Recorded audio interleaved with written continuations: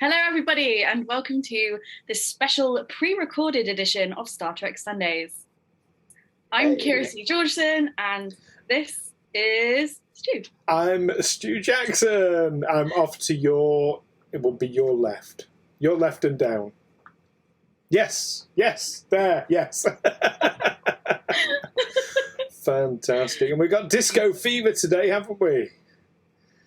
Yeah. In our disco tops, and we've got our disco backgrounds on. Because today, well, actually, no, before we go into what we're doing today, probably should mention why we're doing a pre-record is because we're busy. Yes. Anyway, moving on. So while you're watching us right now, I will be up north at the beach. Fantastic. What beach can you mention? Not the best one, I'm afraid. It'll be Bridlington, which is East Riding in Yorkshire. So Brid? Not the most spectacular beach. Yeah, Brid. Brid's all right. Do you know when I was?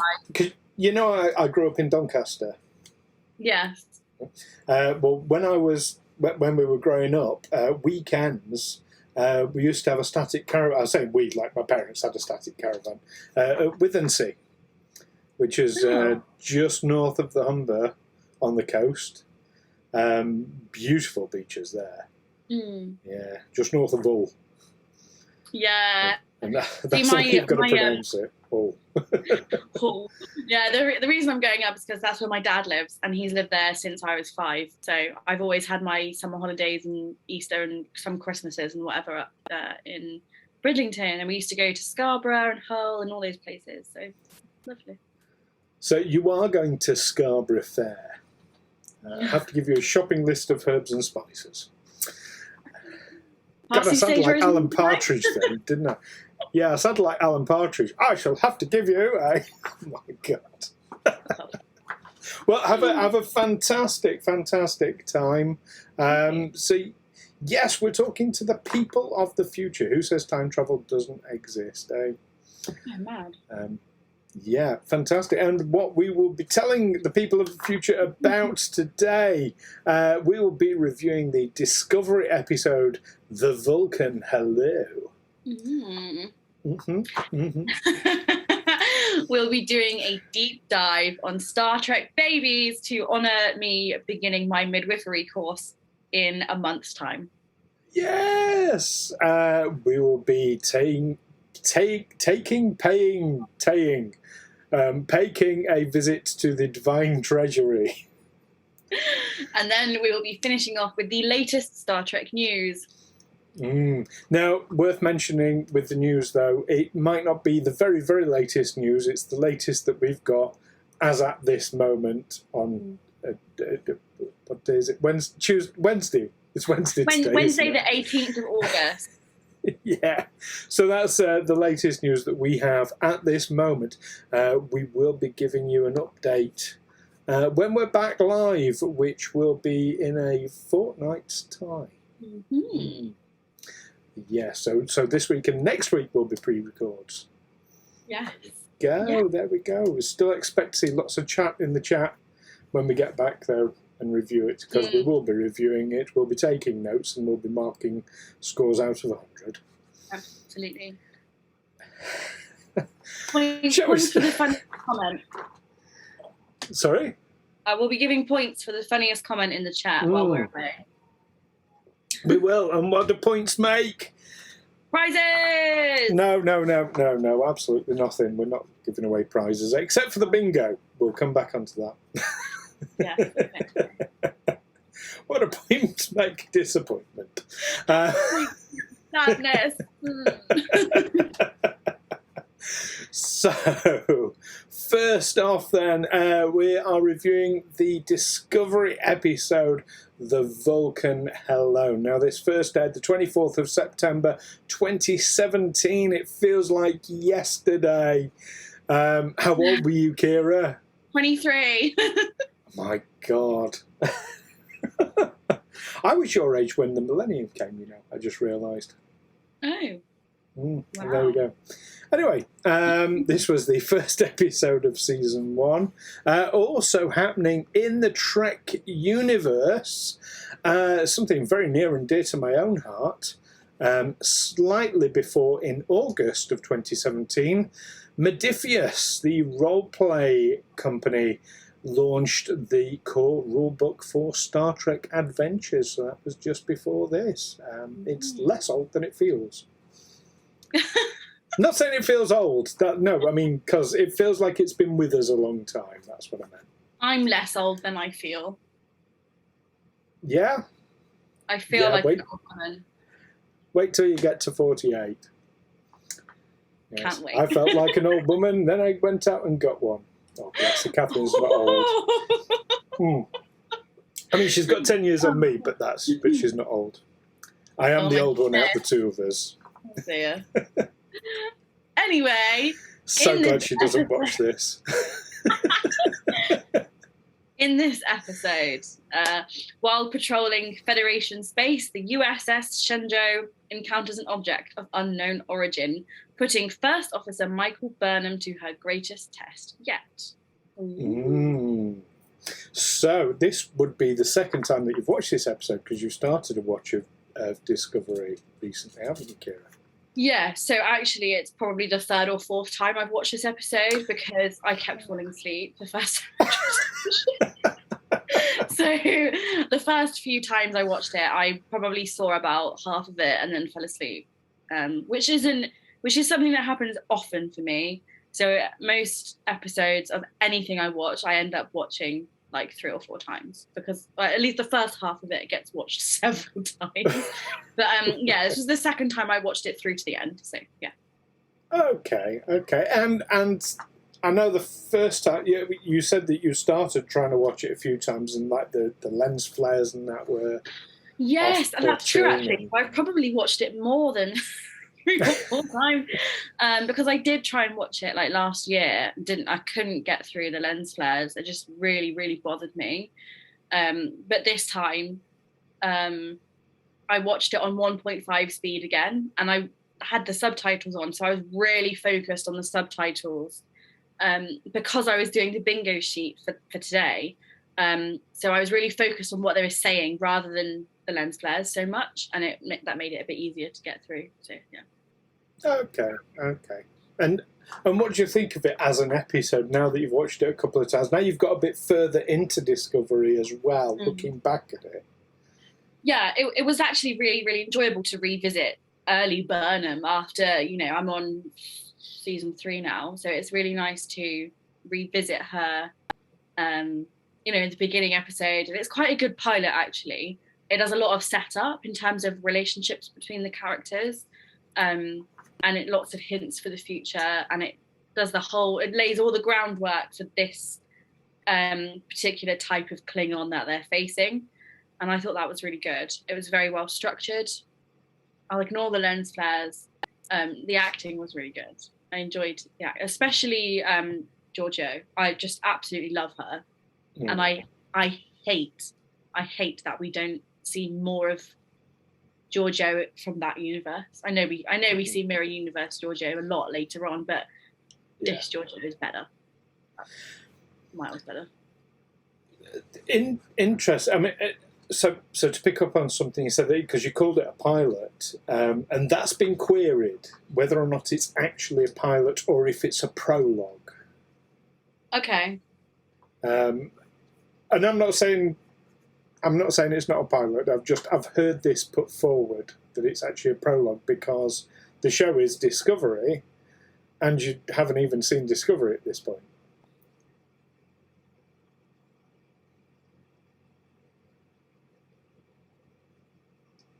You're thinking about this. I'm thinking. I'm trying to. Yeah, I mean that's a good point. I can't really argue with that. You don't see Discovery in this episode. That's the fact. I mean,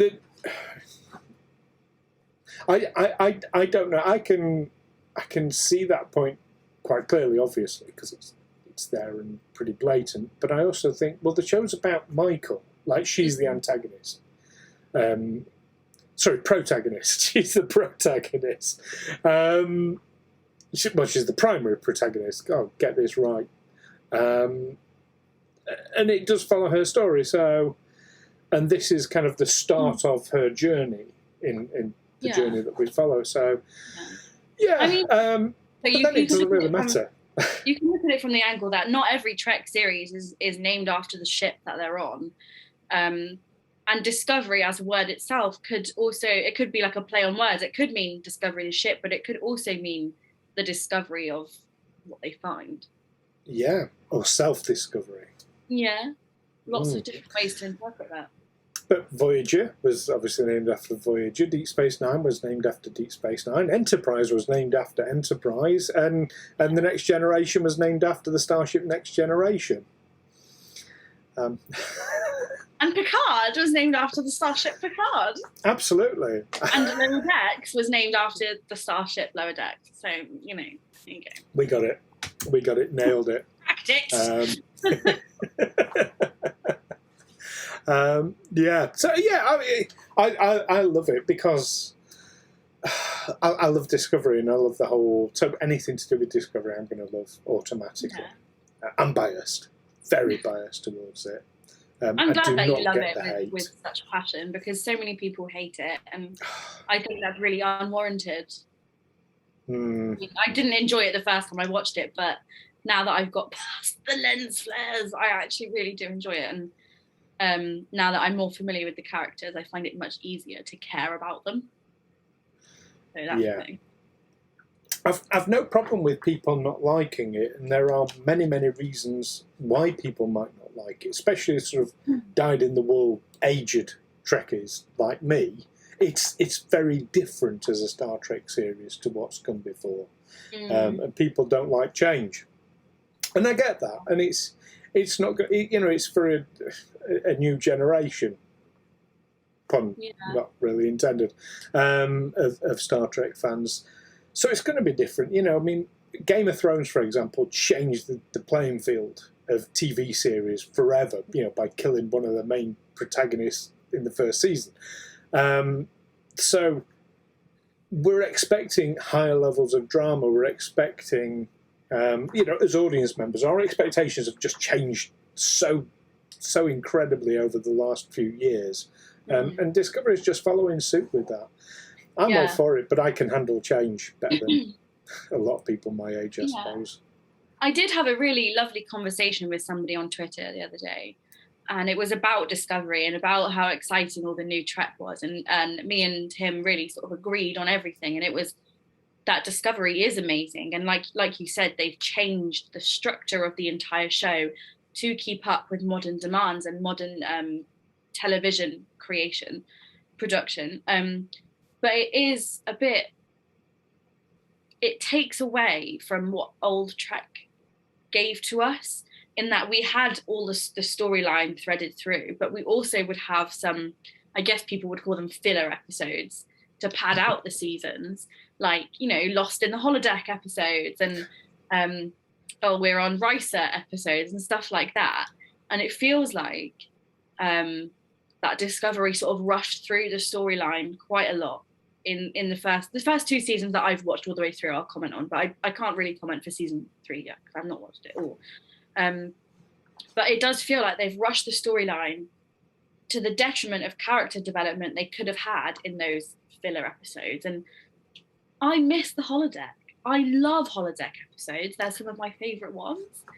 And I do miss that vibe where it's like not every episode is completely story focused, because it's very intense all the way through.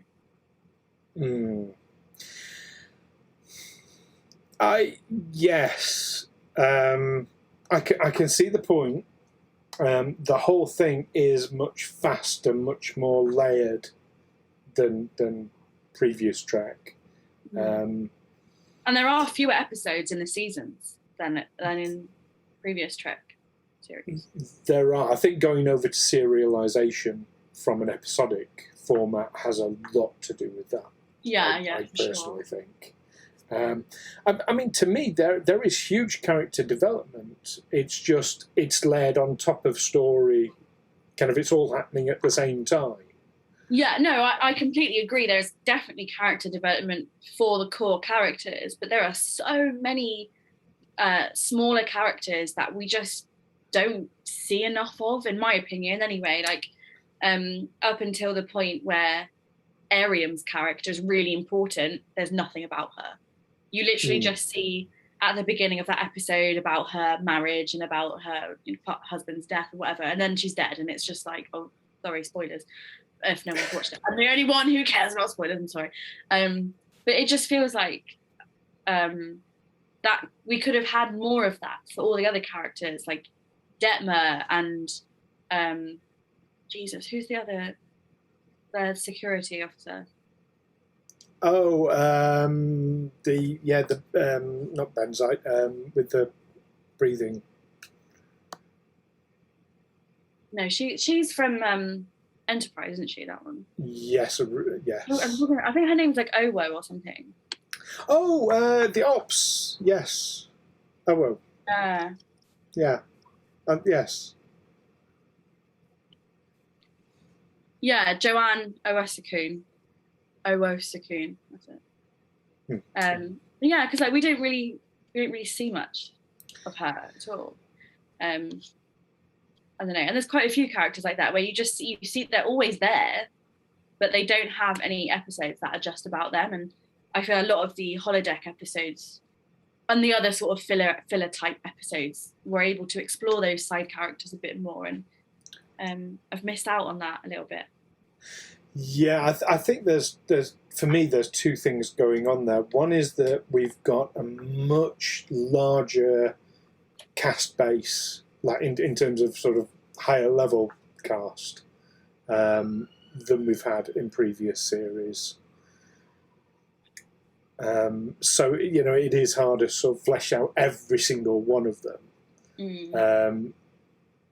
And I also think, well, I can think of three things actually. There's that. There's the fact that moving away from episodic, you're going to sort of start skimping on your standalone, like your character development, as you rightly say, which would happen on a standalone episode like a holodeck episode.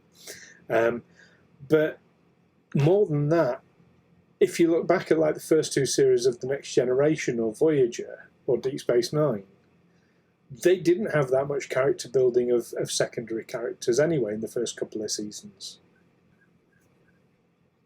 It was only sort of later on that we started to get that anyway.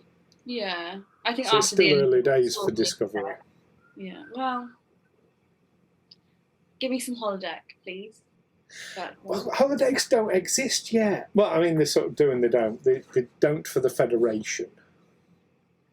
Well, they can get them. Let's hope that they get them. Please get them. I very nearly gave you a big spoiler then, but I won't. Oh. The people watching know what I nearly said. I think probably they can work it out, but yeah, we will have to wait and see. That's all I'm going to say. Okay. Oh dear. Okay. Yeah, fantastic. But overall, do you know what? I'm throwing this at you without any warning whatsoever, so I'll apologise now. But let's start giving our episodes that we review a score out of 10. I was thinking we should do this, so yeah, let's do it. What's your score out of 10 for this episode? Oh, I would give this an easy 8. Okay. It's really good. Really enjoyed it. Yeah. And I like the new Klingons. I don't care what anybody says about them. Klingons have evolved over time anyway in the way they look. This is just furtherance of that with new technologies, new developments in prosthetics and things like that. Yeah. To hell with everyone who says, they're not Klingons. Yeah, I mean, I agree with that, actually. Because they make a point of pointing out in season 2 that they were shaving their heads anyway. And they would have hair. And it's just like, well, I'm sure if Worf shaved his head, he'd probably look similar to that. I think that was a reaction to the fans' displeasure in the change of the Klingons, though. It felt like that when I was watching it. And because I was watching it all so quickly, I noticed it more. But yeah, I like that. I think I'd give it a 7. 7. Cool. High marks all round. What does everyone at home who watches the episode, what would you give it? Get on the Discord, links are in the description below, and let us know what you think of this episode of Discovery. Shall we move on to our bingo? Yes, let's do bingo. How many did you get? Well, before we get on to that, you mentioned prizes earlier, so do you want to mention how our listeners viewers even can win a prize? Yes, you can win a prize if you play bingo. Stu will tell you how to get hold of the bingo sheet in a moment.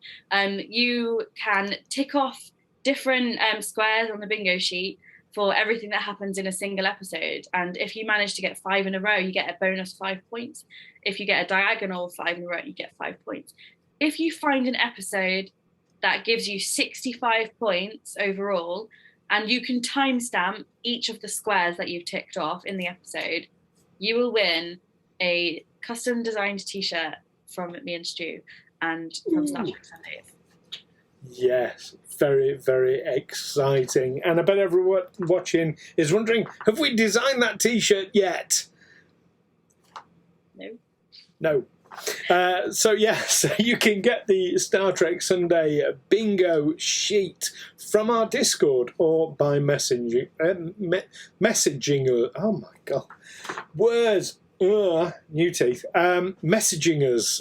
You can message us through the Discord or on our Twitters. I am at Stu Jackson Actor on Twitter. You can message me there. And I am at Lieutenant Kira, and you can message me there. Yay! And we can send you a bingo sheet. Now, you said you didn't get many on this one. No. How many did you get? 5. 5? Oh, my goodness. I got 9. Oh, my God. There might be some tenuous ones. Just for a change. Just for a change. When I was going through it, I did have a few that I thought about, and I thought, oh, that could be, but it was also tenuous. And I chose not to put those on there, so I've only put the ones that I'm sure of. Okay, well, we'll see if the ones I've picked are your tenuous ones as well. So on the first line, how many did you get? 2. I got very excited because I got 4. And I thought I was going to get a full line, but I didn't. Oh my gosh. So the first one, the one we always get. Technobabble. Technobabble. What was your second one? Red Alert. Red Alert was definitely in there. I've also got Particle Causes Problems. Now, for this, I was thinking about the storm that affected the sensors in the opening scene. That's not a particle, though. A storm is a weather phenomenon. It is, but there's little bits in it. So. Oh, that's so tenuous. No. You had nanobots as a particle in a previous episode. No, but those are particles. And what's sand? Okay, that one might not be. Yeah, fair enough. And a space anomaly was my other one. The scattering field in the, near the binary stars. I didn't even think of that, but yeah. What causes the scattering field? Is it? Well, it's never explicitly explained, but I think it's supposed to be a cloaking field or a result of the binary stars. It really is very ambiguous as to what's actually causing it. I'll let you have it then, because they never really fully explained it. So for all we know, it could be just a space anomaly. Cool. What about on the second row? I got 2 again. Oh, I only got 1 on this row. Oh, did you? What was your first one? Transporter malfunction. When did the transporter malfunction? When they're trying to transport Burnham back onto the ship, and they can't do it. Yes, of course. I never thought of that one. Okay, well, I got the next one at least. Aliens as a metaphor for human issues. I thought about ticking that one off, but I didn't in the end. So why did you tick that one off? The drought-ravaged planet. Droughts being a human issue. Okay. Tenuous. I know that one's tenuous. Have it. What about yourself? My next one on that row was conference room conversation.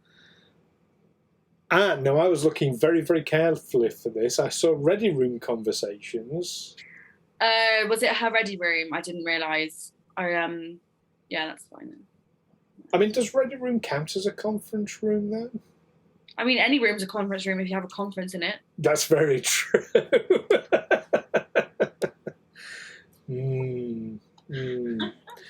The viewers will have to let us know what they think on those. Definitely. What about the third row then? None. I got 2. Aliens almost exactly like humans. Again. I'm trying to remember who we saw. Did we see a Vulcan or? Actually, yeah, we see Sarek in this episode. Sarek, of course, yes. Yeah, you know what? That's definitely one that I should have ticked off, because I see Vulcans so similarly to humans that I didn't even register that he was an alien. So obviously that should have been ticked off. James Frame was great, though. What Just was? want to shout out James Frain, who played Tarek. Oh, the actor. Yeah, he's great. I recognise him. I've definitely seen him in other stuff. The big thing that I recognised him from was Agent Carter. The Marvel series. I know what it is, but I've never watched it. I mean, he has been in a shitload of stuff, but yeah, that's the big one that I recognise him from. Right. I can't think of anything else. I just know he's been in a lot. Okay, my other, because I got another one on the middle row. Expendable crew member. See, I thought about this one as well, but I don't feel like any of them were treated like they were expendable. Who did you think of when you ticked that one off? Everyone, the entire crew, because Burnham was willing to sacrifice them all.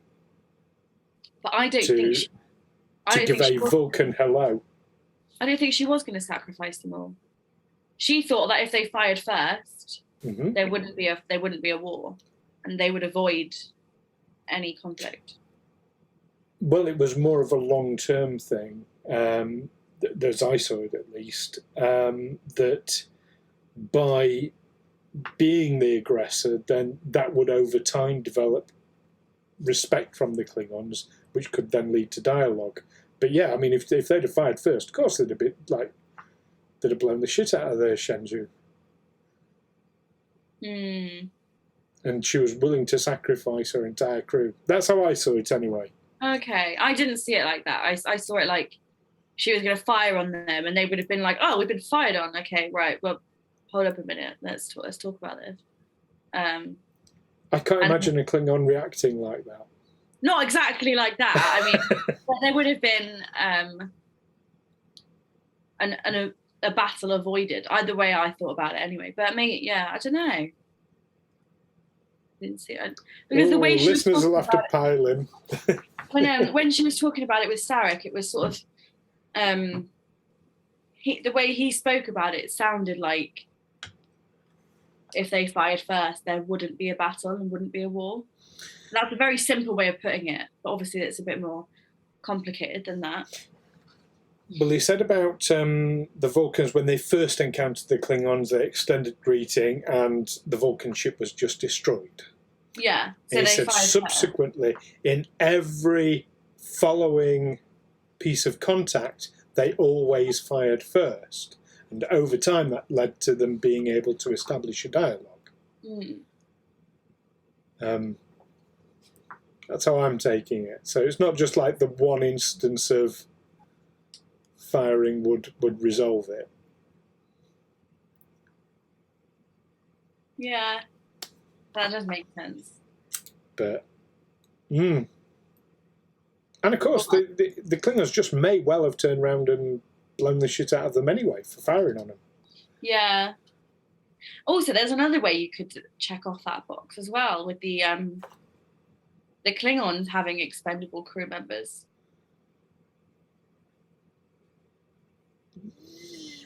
Yes, I think we're keeping this the protagonist ship, though, aren't we? I mean, yeah, but Discovery is very unique in that it actually follows the Klingons very closely, and you see their interpersonal conflict and stuff like that, which you don't see in any other Trek series with the big bads. So they are kind of like main characters. Yeah, definitely. There's options there. Options. Cool. What about the fourth row? I didn't get any on this one. Neither did I. Which leaves us for the fifth row. I got one. The obvious one that we always get. I got two. Yeah, we both got over-explanation, though. The other one I got, aliens as a metaphor for a human demographic. Which demographic? Well, this comes from a little bit of sort of behind-the-scenes knowledge of how they wrote Klingons in the first place. They wrote... oh, my goodness, what was his name? The Klingon who... T'Kuvma. They wrote T'Kuvma to be rather like Trump. and they wanted like his followers to be like Trump followers. MAGA. In fact, the whole thing of Klingon Machtakjaj, or Remain Klingon, is a switch on Make America Great Again. Yeah. It's like a direct... That was their inspiration for Takuvma, was Donald Trump. That's hilarious. Well, I like the whole reference to MAGA in that, but Takuma is like a warrior Klingon, and he's probably really athletic and quite strong. And Trump is a blobby what's it with a wig on. That's a physicality. I know. Yeah, but it's more about the Klingons following him anyway, as the demographic. Yeah, no, that makes sense. That's a good one, actually. I'm glad that you told me about that. I've learned something new today. Well, that is just another reason to hate Takuma. Fantastic. But what about everyone watching at home? What scores did you get for this? Did you get more than us? Do you disagree with any of our options? Do jump on the Discord, jump on Twitter, and let us know. We ought to have a Twitter Star Trek Sunday page for this, shouldn't we? Yes. I think we did set one up ages ago, but we just never used it. Did we? Yes. Oh, shit. Okay, I'll look into that again. We'll get on that. Let's do some trivia about this episode then, shall we? Yeah. This first bit I absolutely love because I love Easter eggs and I love the props and things like that. The cabinets in Captain Georgiou's ready room are filled with props that contain Easter eggs, but most of them are too difficult to make out during the show. But behind-the-scenes photos reveal a bottle of 2249 Chateau Picard wine, Starfleet medals previously awarded to Jonathan Archer and James T. Kirk, and a diploma from an Andorian military academy. The books on these shelves all feature, and I really love this one, Star Trek Original Series episode titles, including The Cage, Balance of Terror, The City on the Edge of Forever, Amok Time, Mirror Mirror, Metamorphosis, The Deadly Years, The Trouble with Tribbles, Return to Tomorrow, Patterns of Force, by any other name, The Omega Glory, Plato's Stepchildren, The Empath, Whom Gods Destroy, The Mark of Gideon, That Which Survives the Way to Eden, and All of Our Yesterdays. Wow. What a collection. Isn't it? Amazing. Next up in our trivia section, in this episode, Tasha Valenza took over the role as the Federation computer voice, a role Majel Barrett held from 1966 until her death in 2008. Tasha previously played Tashanik in The Next Generation Coming of Age. She is the first actor who appeared in a previous incarnation of Star Trek to appear in Discovery. As Burnham subsequently relates to Georgiou, Sarek explains that the disastrous first contact between Vulcans and Klingons occurred 240 years ago in the Hatoria system.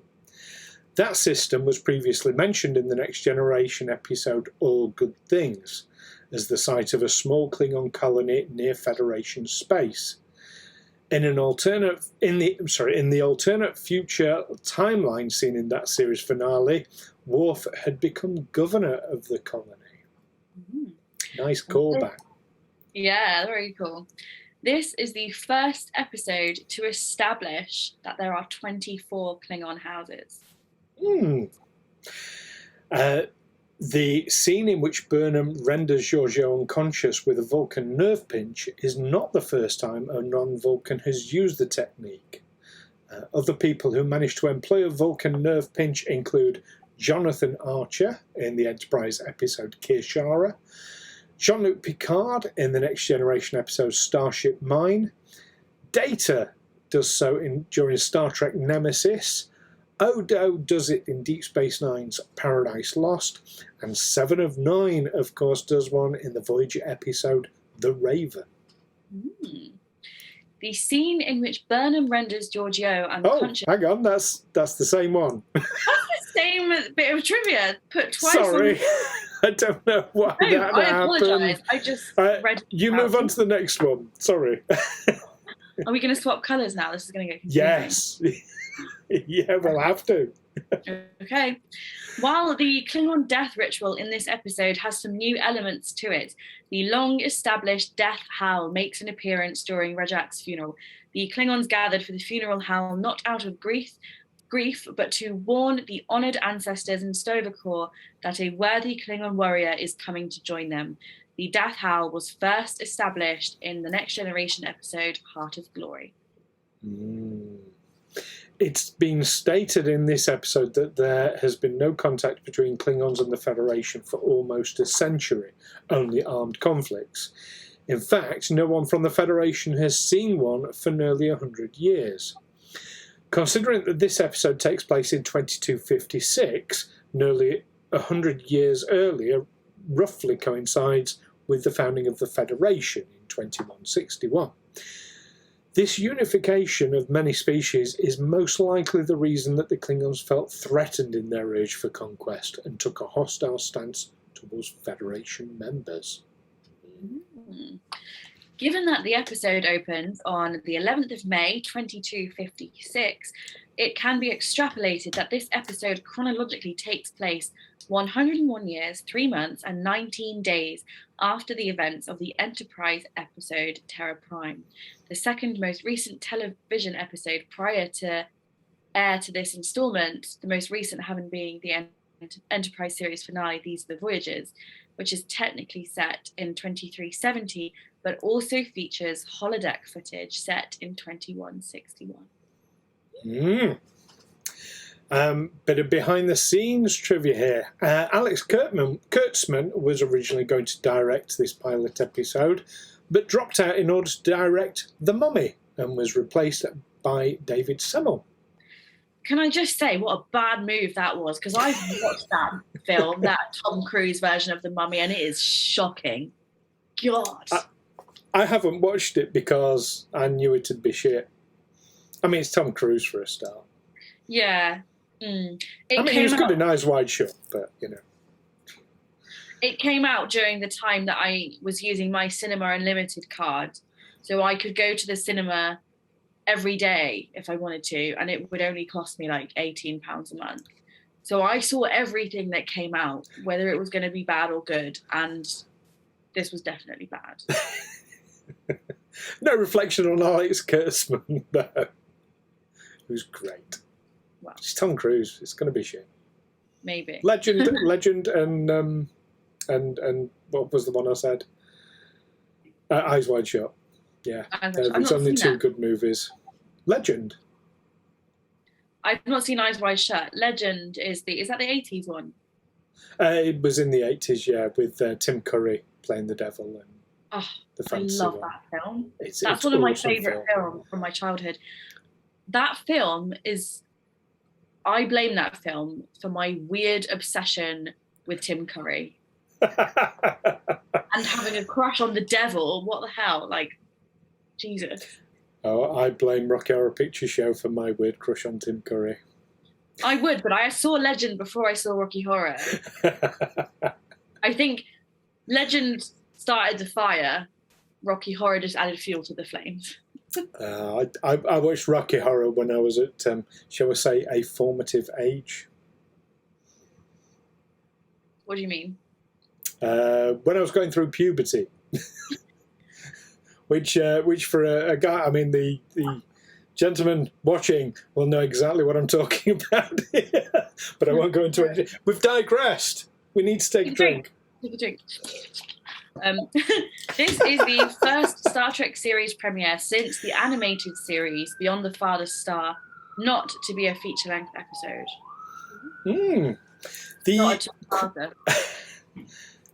The quotation that Burnham cannot cite, sculptures are crystallized spirituality, is actually a paraphrase of a quote by Amos Bronson Alcott, which reads, Madame de Stael pronounced architecture to be frozen music, so is statutory crystallized spirituality. Can't even quote it properly when I'm reading it. But there we go. Sarek's appearance in this episode shows the third actor portraying the character after Mark Lenard and Jonathan Simpson. Ben Cross portrayed his alternate reality counterpart as well as, in a deleted scene, the character's Prime Universe version. And this is the first live-action episode of Star Trek since the original series Turnabout Intruder to be produced with no involvement by Rick Berman. Yay! Probably for the best. Oh, definitely. That's why we can have female protagonists and gay characters, and yeah, that's why it's woke Trek. Just normal people in a TV series. Yes, representation. And probably allowed to wear underwear in space. Yeah. I don't know where that's coming from, but okay. Didn't Rick Berman say that women don't wear underwear in space, and tried to make all the female actors not wear underwear? Did he? The more I hear about that guy, Rick Berman and Hitler, the more I hear about them, the less I like them. So Rick Berman can go fuck himself. Now, I know you've been really, really keen for our deep dive on Star Trek Babies. Do you want to remind everyone why we're doing Star Trek Babies? Yes. So in a month and 2 days, I begin my course, a 3-year degree to train to become a midwife. And I thought it would be a nice way to celebrate that if we did a deep dive on different babies born in the Trekverse. So what have we got first, Stu? First up, starting, of course, with the original series. In 2267, Eline gave birth to her son, Leonard James Akar, in a cave on Capella 4. She named him after James T. Kirk and the man who delivered him, Dr. Leonard McCoy. That was in the episode Friday's Child. And next up is the animated series, but there are no babies born in that series, so we'll move swiftly on to the next generation. So in 2365, Deanna Troi gave birth to her son Ian Troi in sickbay on the USS Enterprise D after being pregnant with him for only a few days. When Dr. Catherine Pulaski asked her whether Betazoid childbirth was naturally easy, Deanna replied, "Not according to my mother," in the episode The Child. And a few years later, in 2368, Keiko O'Brien gave birth, with assistance from Worf, to her and Miles O'Brien's child, Molly, in 10 Forward aboard the Enterprise D, in a very, very memorable scene and episode, the episode being Disaster. Yes, I used pictures from that scene to announce that I got onto the course, and I nicknamed myself the Midwolf. I said, there's that TV series called Call the Midwife. I was like, call the Midwolf. Which is really bad. But anyway, next we're moving on to Deep Space Nine. And the first baby born on Deep Space Nine was to Ikoria, who died shortly after giving birth to her son in the episode The Quickening. Probably the most famous one from Deep Space Nine, though, was in 2373 when Kira Nerys gave birth to Miles and Keiko O'Brien's second child, Kiriyoshi, on Deep Space Nine, with Shakar, Eden, and the O'Briens nearby. Bajoran labour, of course, was usually a calm, relaxed, gentle, and painless process, and potentially far shorter than, say, human childbirth. Those carrying the child tended to know when the baby was ready to be born, and the child was usually delivered within the following hour. If only it was like that in real life, Kira, your job would be so much easier when you'd be studying. It wouldn't be a 3-year course, would it? No, definitely not. A ceremony was held during this period with rhythmic instruments, rattles and a gong, played by those attending to help the person giving birth relax. For Bajorans, giving birth was all about being relaxed, they said. And as the child was born, the pregnant person could feel elated as endorphin levels increased in their body. Everyone present at the birth wore a stole, and they spoke ritual words when the child was being delivered. Awake, child, we await you with love and welcome you into the world. What an awesome episode that was. That was The Begotten. You know what? I bet there are some like new age hippies somewhere who have had births like that. Yeah, I would, if I was female and of an age to have children and wanted children and found someone to impregnate me, then yes, I would want that. Definitely. There's an image for you. I want you to hold that image in your head. Yeah, I can't. It just doesn't. No. Next up, we are moving on to Star Trek Voyager. And the first one we have from this is my personal fave. In 2372, Catherine Janeway and Tom Paris, both suffering from hyper-evolution, mated and soon became parents to 3 hyper-evolved salamander offspring after Janeway gave birth to them in the most wonderful episode of Trek ever created, Threshold. And they abandoned the children. Do you think they might show up in Prodigy? Oh my God. Wouldn't that be great? They should. Yeah. They bloody should. I know. I will die happy if the salamander show up in Prodigy. Can you imagine? Oh dear. No, I can't imagine. I don't know. I might request a refund if they do that. But what if they do it really well?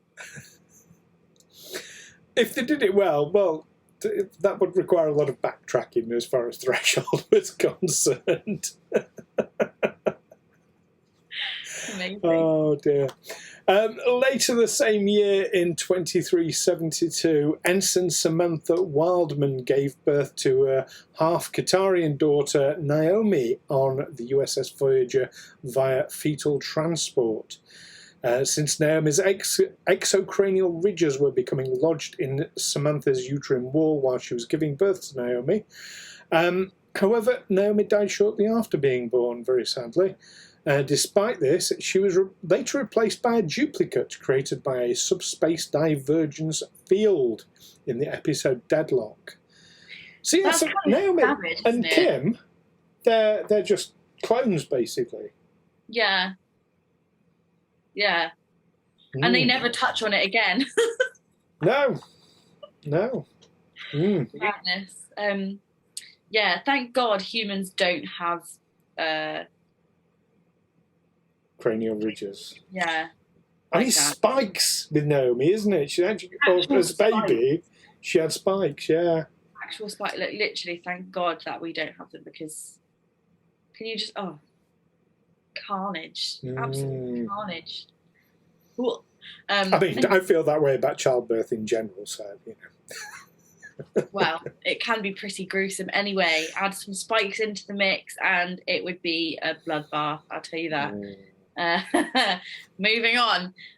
Bryn delivered her first eventually surviving child in 2378 with Tom Paris's aid in Friendship 1. And that same year, after a number of false labours, B'Elanna Torres gave birth to her and Tom Paris's daughter Miral as Voyager arrived near Earth after emerging from a Borg transwarp conduit in the episode Endgame. And that was one of my favourite episodes when I was younger. Absolute favourite episodes. Every time I did a rewatch as a teenager, I would get to that point and I would know Miral's about to be born, Voyager's about to get home, and I would just be so happy anytime I watched that episode. So, yeah. Anyway, next up is Star Trek 4, in which James T. Kirk and Spock from Cyborg's abilities were able to witness the latter's birth on Vulcan. And in the reboot Star Trek of 2009, in 2233 of an alternate reality, Winona Kirk gave birth to her son James prematurely after the Narada attacks the USS Kelvin. And that scene always, without exception, brings out the waterworks in me. Oh, it's too... Oh, as they're saying, like, as he's saying, I love you as the thing blows up. Oh, yeah, it gets me every time. I do love that scene, actually. Yeah. So what do we think? Is there any we've missed? No. It feels like a comprehensive list of all the births in Star Trek. Yeah, I think that's all. I think we've got most of them, yeah. I can't think of any that aren't on the list. Consciously did not include V'Ger, even though McCoy calls it a birth at the end. Because it's not, it's emerging. Yeah, no, I agree. Yeah, excellent. The Voyager one, didn't I read somewhere that they kind of accidentally wrote Samantha Wildman out because she ended up surviving a thing, but they forgot that she survived? Yeah. Yes, I tweeted about this the other day. Yeah, so the writers actually forgot that they hadn't already killed off Samantha Wildman. And so there's a point where she just has no more episodes, but her character's not dead. You just never see her again. So when Voyager arrives back on Earth, technically Samantha Wildman is actually on the starship. We just haven't had an episode with her in for ages. You've got to wonder. I mean, that actor's... I don't know the actor's name. I can't remember her name. No. But her agent must be a bit shit. Because a good agent would be onto that. It's like, you haven't written my client in for a while, and she's like, she's mother of a child on board. That's a very good point, Stu. A good agent would have been on that. Yeah. There we go. So anybody watching, jump on that Discord again, link below, and let us know if we've missed any. And let us know as well what your favourite sort of birthing moments are. I can't believe I'm saying that. What's your favourite birthing moment from Star Trek, Kira? Well, it's a tie. It's definitely a tie between Worf delivering Molly and B'Elanna giving birth to Morale. I think those are two really incredible moments for very different reasons. For me, the B'Elanna's birth of Morale was the one that stuck with me since I was a kid, basically, because it was just such a beautiful moment. And, much of it happens off screen while Janeway and the rest of the crew are dealing with everything. But it really, really stuck with me that she was going through this really sort of difficult process. And she says to Tom, no, this ship needs its best pilot, and sends him off. Even though she needs him, she's like, just go, because this ship needs you to get home. And she does it all on her own, just with her and the doctor. And it's just an absolute display of the power that women possess. And I've always loved that moment. And, they arrive back at Earth, and that you see them on their way to Earth, and Tom goes to meet his daughter for the first time. And yeah, it's just a really lovely moment. And then the one with Worf is just for the pure comedy of this big, tough warrior Klingon delivering a baby. And he is so out of his depth, but he's just like dealing with it like, yeah. I love them both. What about you? Do you have a favourite moment? Yeah, I mean, the Next Generation Worf episode does come pretty close to the top, but for me, it's Kira giving birth to Kiriyoshi. I mean, it's not so much the birth itself, but the whole setup when she's trying to relax and the toxic masculinity going on in the room. Yeah. I just find hilarious and probably too close to home. But yeah, just and the relationships there. And of course, I mean, why they made Kira pregnant in the first place, don't you? Yeah, because she was pregnant in real life, and Yeah.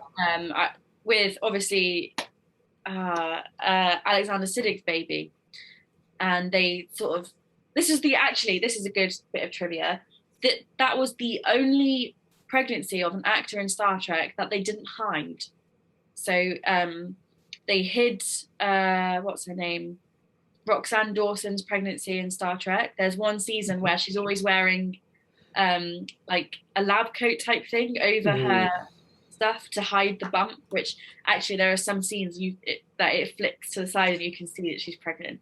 But they also hid Gates McFadden's pregnancy in Next Generation too, and she wore a medical lab coat over her uniform as well. So yeah, Kira's pregnancy was sort of fabricated, but they thought, well, Kira's not ready to have a baby. Who's in a relationship who could have a baby? And they were like, Brian's, and they were like, okay, so Kira's having their baby, she's a surrogate. So they fabricated the whole storyline just to cover up her pregnancy, which I thought very clever, and it was very nicely done, and it made for that weird family dynamic between the O'Briens and Kira, which actually is really lovely and really wholesome, and you get that really funny sort of odd flirtationship between Kira and Miles, which thankfully never led to anything. But yeah, I do like that whole storyline very much. Yeah, I found that flirtation really odd. It was like a Star Trek does Harry Met Sally, which I don't know. I find a bit weird.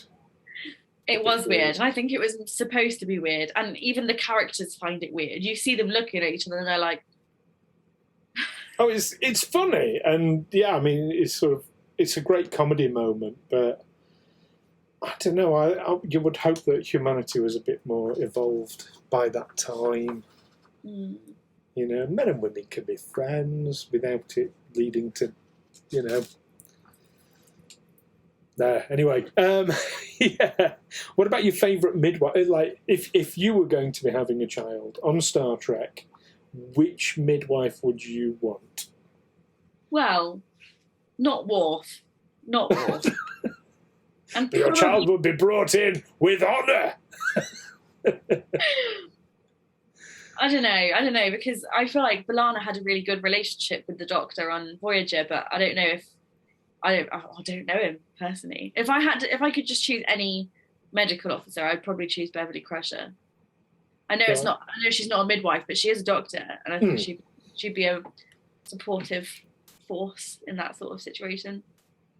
Maybe. I'd go EMH, like later seasons EMH, not early seasons EMH. EMH with a bit of character development. Yeah. Yeah. Because he knows everything. There isn't a single thing that, and he's incredibly creative and inventive, and I'd feel safe. This is true. Yeah. And you know what, actually? I think the topic of male midwives is a really important one, because I had no idea that male midwives existed in England or in the UK until I did one of my interviews at university, and I had the absolute privilege and honour to meet a male midwife who he started out his career as a paramedic and delivered a few babies in the back of his ambulance, and after that just fell in love with it and decided to become a midwife. And I think there are around 90 male midwives in the UK at the moment, as opposed to like thousands of women. And I think it's important to recognise that and see that actually men can make good midwives. So you're right, maybe the EMH would be amazing. I mean, he's only male by choice and appearance. Yeah, I mean, that's true, but see. Kira, do you think many women might feel more comfortable with a female midwife, though? I think because of the sort of the way our society is, a lot of women would feel more comfortable having a female midwife. I personally wouldn't mind, I don't think, but I've never been pregnant, I've never given birth, so it's really not something I can comment on. But for some people, they obviously do like it and are happy with it. And I think one particular situation that it might be really beneficial is if a trans man was giving birth, which is rare. I will say it's not a common thing, but if you are a man who happens to be giving birth, then having a male midwife might be preferable. I don't know. Could be. But the option's there. So if anyone here is about to give birth and you want a male midwife, the university that he worked at was Bangor in North Wales. So go up there. Excellent. Do you know what I mean? We're digressing a little bit here, but I worked with a woman I was directing in a show a few years ago, 2 years ago, something like that, 3 years ago. And she's got a young child, and we were talking about nursery teachers. And there was something about a male nursery teacher. So it came up in conversation. There was like 3 or 4 of us in the room. And she said, oh, there must be something wrong with him. He must be a paedophile. I fucking what? No. A man who wants to be a nursery. No, there's something wrong with him. It's like, we had a heated debate after that. That is awful. Just got it fixed in her head. Again, I've had the privilege of, in my career at the moment, I am a nursery teacher, and I've had the privilege of meeting a lot of male practitioners in my field, and can say without a doubt that having male and female presences in those environments is 100% beneficial to those children. To see men in a nurturing, caregiving role is so important for early development, and I absolutely commend any men who work in early years. I love them. We need more of them, because our children are growing up without male role models in nurseries and early education, and it's crucial. It really is important. And there is a movement or an organization called, I think it's just called Men in Early Years, and it's about trying to encourage more men to take part in that early education. I think it is important. Children really do benefit from having male role models. It impacts in later life as well. So this is, to become a nursery teacher, you have to do a diploma, and a lot of it is about psychology, about child development and things like that. And it really does impact you in later life. If you see men in these nurturing, caregiving roles, it means that the boys who have experienced that as a young child will later become more nurturing, caring, kind people as they get older. And those children grow up to be men who take an active role in their partnerships, their marriages, being a father, which is massively important, especially in this day and age where women are given more opportunities in terms of career and can't necessarily do all of the childcare at home for free like we used to. So having men who have grown up with positive role models and who are able and willing to show that nurturing themselves, absolutely important. I'm sorry, I've been on a bit of a rant, but this is really No. Yeah, we're definitely on the same page there. I mean, we live in such a society where, I don't know, if you're male, showing emotions just frowned upon. I mean, it was worse when I was a kid, but I still see it as, and no, I think it's vitally important to be, like you say, nurturing, and it's just that absolute key thing to do. That was a hell of a digression. So crack open a bottle of vodka and neck it. Gin, anyone? Oh dear. Right.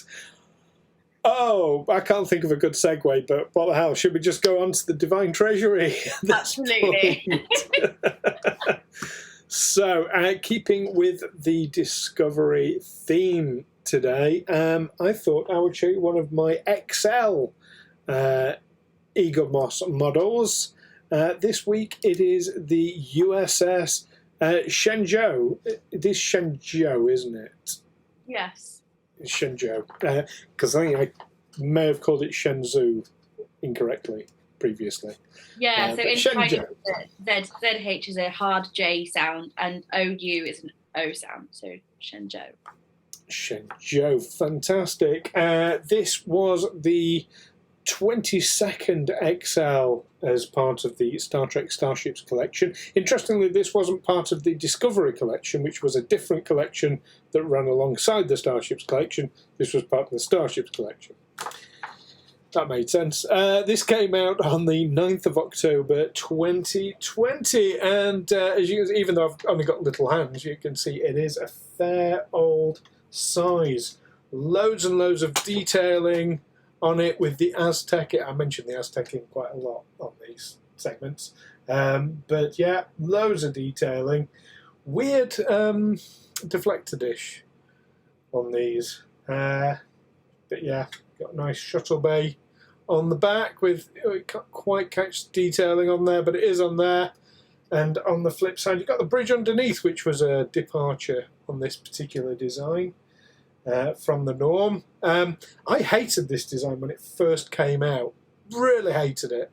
But it really has grown on me. It's a very nice ship. In terms of die-cast, the saucer section is die-cast.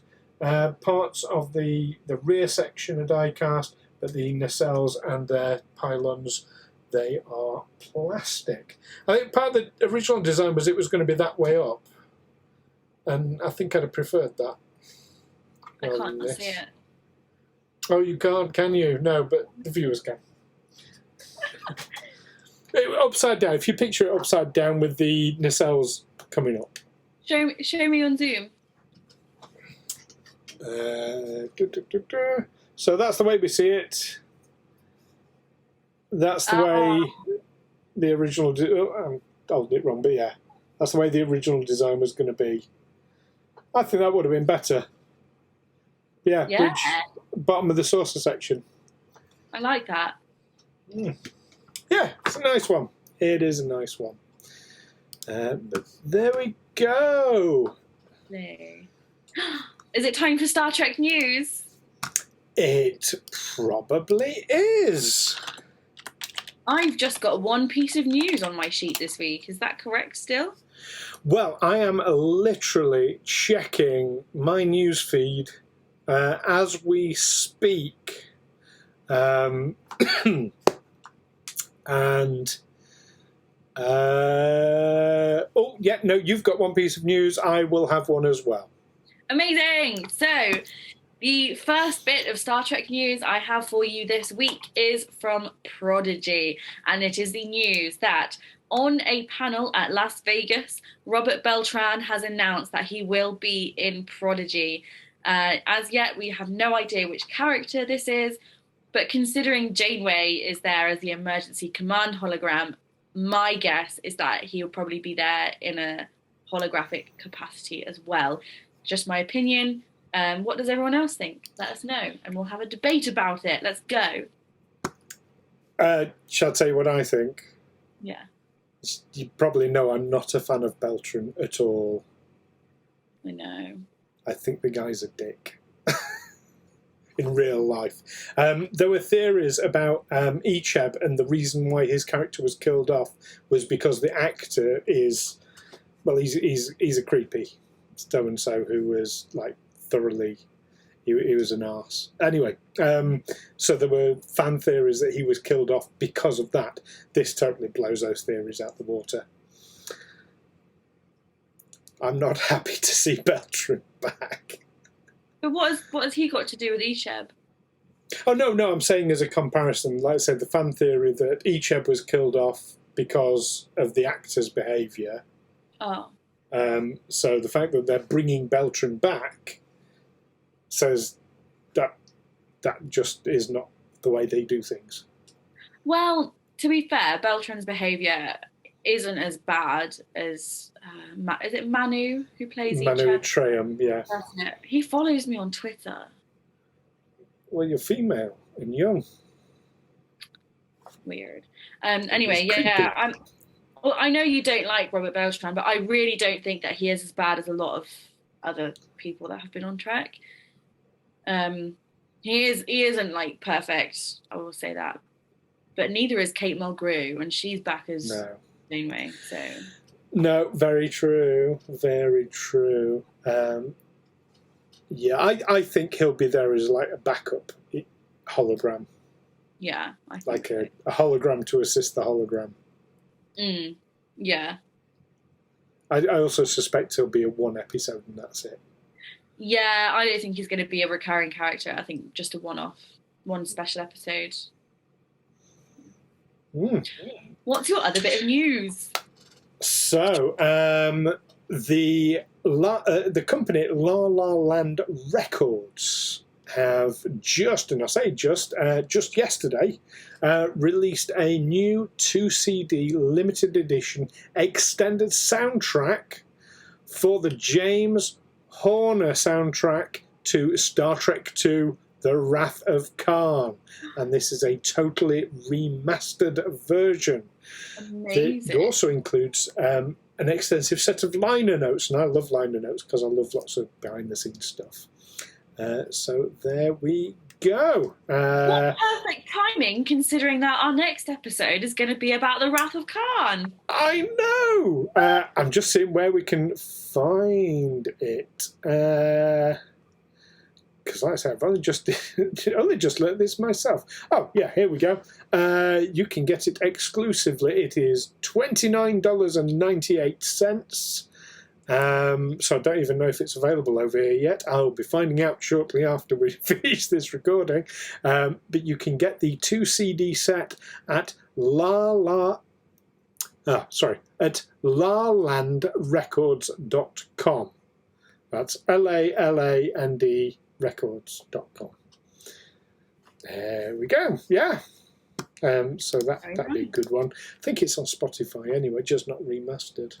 And you don't get liner notes, and you can't display it in your collection when it's on Spotify. So, yeah, that might be another must-have for me. Well, that is it for this week. My goodness, we will be doing another record for next week's episode, though, so you're not going to want to miss that. We're going to... Shall we tell them what we're going to be doing? Yes. You go first. Very excited for this because we are going to be doing a deep dive all about the great bird of the galaxy himself, Gene Roddenberry, in honour of what would have been his birthday on the 19th of August. Which is tomorrow for us, but a few days ago for you. We'll also be discussing the movie The Wrath of Khan. You've got to do the thing. You've got to do the shaky face as you do the Khan! I can't do it properly, but yeah. I can't do that. I was too high pitched. Khan! Shaky face. Yeah. I don't have a voice that's deep enough anyway, so it makes more sense for you to do it. So thank you. Okay, I've now just damaged my vocal cords. We are going to be paying another visit, of course, to the Divine Treasury. And do you think we'll be getting an update on Kira's cosplay? I'm gonna do my best. You're massively busy. You are massively busy. Yes, I'm busy. I'm moving house, and I'm visiting my dad, who's just had surgery. And lots of crazy things going on at the moment. So I'm going to do my best to pull together something to show you for Kira's cosplay. Well, if not, don't worry. We all understand if not. Thank you. Lots going on. And all the best to your dad as well, by the way. Thank you. And yes, we will be following up again with news from the Trekverse. If we can. We might not. What do you mean by... As we are on holiday, catch up on our live return. But if we do... yeah. Well, originally we were going to record these back to back, weren't we? So there wasn't going to be any news tomorrow, but there might tomorrow on our next one. But there might be some tidbits of news. It depends what happens between now and when we record the next one. Yes. But you can guarantee we'll have a big old catch up when we get back. We'll make sure that you don't miss out on anything that's going on in the Trekverse. Oh, and don't forget, if you use TikTok, we have set up a Star Trek Sundays TikTok account at Star Trek Sundays, where you can catch snippets of Star Trek news, which I'll be putting up every week after we record. So follow us on TikTok. Yes, at Star Trek Sundays on TikTok. My goodness. Very exciting, very exciting. Well, that's it for this week then. So until next time, peace and long life. Live long and prosper. Bye! Bye!